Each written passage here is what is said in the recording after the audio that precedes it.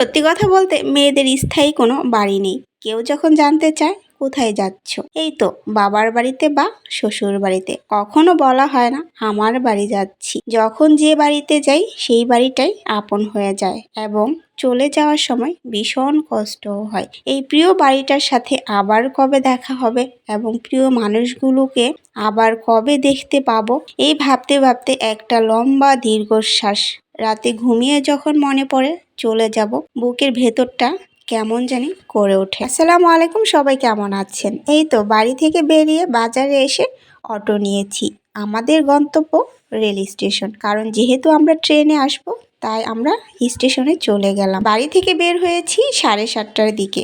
অনেক বেশি কুয়াশা ছিল, দূর থেকে কিছুই দেখা যায়নি। আমরা স্টেশনে পৌঁছানোর পর দেখি এখনো তেমন লোকজন আসে নাই। এটা অন্য ট্রেন, আমরা যেই ট্রেনে যাব সেই ট্রেনটা আসবে 8টা 20-এ। একটু বেলা বাড়ার সাথে সাথে কুয়াশা একটু কমেছে। দেন আমাদের ট্রেনটাও চলে এসেছে এবং ট্রেনে উঠেও পড়েছি। সাথে আমার ভাবি আসছিল আমাদেরকে উঠিয়ে দেওয়ার জন্য। ওর বাবা বলছিল আমাদেরকে নিতে আসবে, তো আমি মানা করেছি, বলেছি আমি আসতে পারবো, আমাদেরকে উঠিয়ে দিলে। দেন সিটে বসার পর বড় মেয়ের দিকে দৃষ্টি পড়তেই দেখি ও কান্না করছে। জিজ্ঞেস করলাম কি হয়েছে তোমার? বলছে নানুর জন্য, নানু বাড়ির জন্য আমার অনেক কষ্ট হয়। আর আমারও তো ভীষণ কষ্ট হচ্ছিল। এদিকে আমার ছোট মেয়েটাও কিন্তু অনেক বেশি মন খারাপ করে বসে আছে। এই ভাবতে ভাবতে আমাদের গন্তব্য স্থান কমলাপুর রেল স্টেশন। চলে এসেছি কমলাপুর রেল স্টেশনে। এখানে ওর বাবা আমাদের জন্য অপেক্ষা করছে।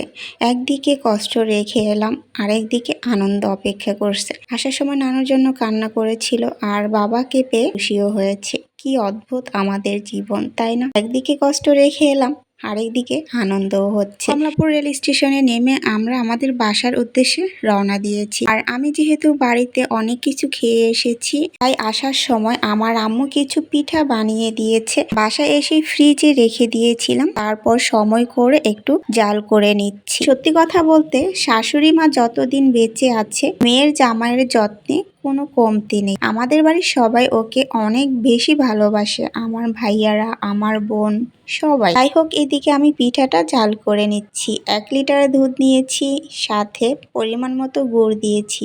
দুধ আর গুড় জাল করে নিয়ে তারপর আমি পিঠাগুলো দিয়ে দিচ্ছি। যদিও পিঠাগুলো একটু ভেঙে গিয়েছে, কারণ যেহেতু একদিন আগে বানানো হয়েছে তাই একটু ভেঙে গিয়েছে।